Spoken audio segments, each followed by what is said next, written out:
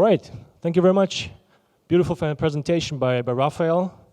Well done. We're continuing now with DAOs, and in particular the question how governance transition can be supplemented by technology, and with a particular focus on coordination, collaboration, using blockchain technology. And if we think of a transition from an existing model to a circular economy, in this particular case, using Fab Cities, that's quite a task to shoulder, right? It's quite complex, it's very messy. Think of it as onboarding and offboarding, or offboarding, onboarding from an existing running car to another. It's dangerous and it's very, very complex and messy, right? So today I want to talk to you about governance acceleration. That's a term we came up with. It's not meant to be just fast governance. It's meant to be steady at pace and manageable. So increasing and boosting predictability, accountability, and common understanding. So without further ado, I would like to introduce to you the concept we have, right? We want to shift from one model to the other. We have a quite ambitious undertaking. It's a socioeconomic, technical transition we have planned, and that is not only complex because we have different stakeholders of interest, we have varying spans of attention, we have nested dependencies, we have different people from all ranks of society, and right, these kinds of transformations, they don't stop at the country border, right? They expand and they go up to a global level, and we know we are shifting away from a mono to a more multipolar society and world. So luckily we have this great technology at our disposal, which is called blockchain technology, and in my opinion, or in our opinion, it behaves like, or it can be used like an ERP system. Like it's based on, not only based, but all built on top of the internet, and it can account for activities and events. So it stores the information, makes them readily accessible through block explorers. So you can think of it as, you have the infrastructure layer, which is the internet, everybody knows that. Then we have the blockchain layer, which is a general new settlement layer to account for what's happening. And then on top, you can build applications like a DAO, which I get to in a moment. And essentially, this is where it leads us. We have the ultimate answer, or one answer, to governance questions and coordination efforts. So in order to account for this, we can think of it as an organization that basically circumvents the traditional relationship of principal agents, right? And dissolves into different kinds of automated contracts, so-called smart contracts. If you think of relationships in an organization is an entity that basically consists of resources and relationships, right? Everything is a contract in an organization, be it informal or formal, right? People have relationships, but also my orders, your orders, and our professional lines of conduct, they are all kinds of contracts, and you can automate those. The question is which ones are more worthy to be automated and which ones are not. But in this fashion, in this model, we can focus on three levels. We have the community level, which is essentially that people form together as groups of interest with a purpose, and they submit improvement proposals to digital and infrastructure and beyond.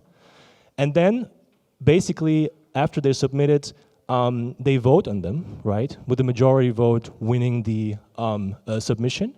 And then they're activated by so-called validators. And in this new model of transition governance, the validator plays a significant role because he or she dedicates his or her mining or computational resources to activate those contracts, to basically ratify them. And number three is essentially the machine routines are written into open source code, right? They become law, so to speak. So far so good. So what does it take to start such a thing? It's a virtual concept, so what you need in the beginning is a community, right? People forming together, like the Fab community. And they need a very, very, very strict or clear intent to manifest or draft a constitution. It can be called constitution, but it should be with a purpose, including a vision, mission, values, and so on. So what is planned? And then essentially, you register it. That's very important because from a legal perspective, not much of it is allowed actually. A couple of jurisdictions are enabling these kind of efforts. US states are among those. The state of Wyoming has a very interesting project going. Also Switzerland, Malta, and Estonia. So if you want to register something, you will have to use something like a legal wrapper. We'll get to that in a moment.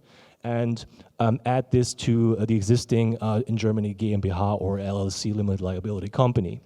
So what comes next is, well, a web interface, that's very important, and then a web service that is tied to a blockchain protocol. And then you supplement that with ad hoc information tools, that can be Element or any other social media tool like Discord, for instance. And lastly, all of that is supplementary, so it means that it's embedded in other events as well. What's really proven very useful is having regular community events to onboard people and have community moderators who can narrate the process. Helps a lot and makes onboarding easier.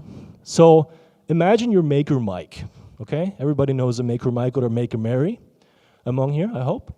And Maker Mike really is a passionate builder. He likes to build stuff, but he wants more of this community he's in. He wants to get involved.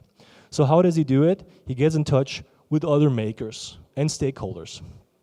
And these people, they form a group of interest. They have already settled, they have decided they want to push the narrative. And they do this effectively by deciding on, issuing proposals. Can be as small as a radio button on a platform on the internet, can be as big as tearing down an entire building in a city district, right? So you can decide on many things for basically anything and everything, but the idea here is to get everybody together who is involved in one way or another. So essentially people decide on strategy making, operations execution, why do something, how and what. And you can basically supplement this with governance tokens. Jaromil had a very great presentation about this.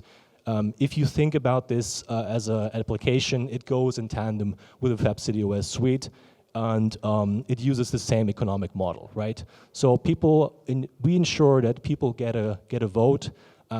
They show they're associated with the system, and after the effective period is over, the tokens are emitted back into the system, to the treasury, and the whole cycle starts anew. And what does this actually look like in reality? Well, there's a cool project out there. I mentioned Wyoming in the beginning. So city DAO is already reality. What they do is they enable city governance, and they do that with 10,000 people plus. And it goes way beyond just governing simple stuffs. They have managing plots of land. You can become a core contributor, so you choose even the role you play, right? You're more inclined to be, let's say, a designer, right? You are better with manufacturing, you can deal with legal subjects. It depends what you can bring to the table, and then you can get involved, which makes sense. And then you submit these improvement proposals. By the way, everybody can access this via Snapshot.io, which is a DAO aggregator. And you can see in real time how these votes are going, which is very cool. And for instance, you can use them for grants management, like in this case, right? So in this case, people were collecting funds for disaster relief in Turkey, and proves to work very well. Yeah, so with all these positive silver linings on the horizon, there's still lots of challenges. Not calling them weaknesses, calling them challenges because we're positive, right? So, in the beginning I mentioned we have this legal hurdle, and legal wrappers prove to be one of those solutions to really sort out how to open up a bank account, how to be liable, and so forth. So legal wrapper can be based on the jurisdiction, outside of Germany, inside of Germany, one of the answers to avoid issues with law. The next one is more social and more important. How to deal with engagement, how uphold engagement, how to avoid information asymmetries, and how to generally avoid people from misconduct, right? And the third one is related to technical subjects, which is protocol deficiencies, which can manifest in security, scalability, and decentralization. Can't affect that enough, thank you. Level up.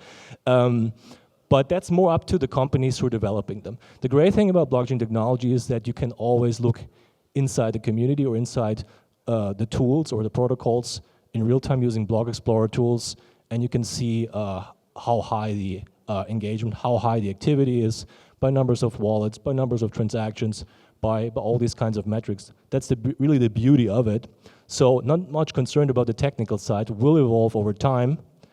And yeah, with an outlook into the future, it's very fascinating because we already have 5,000 plus of these DAOs out there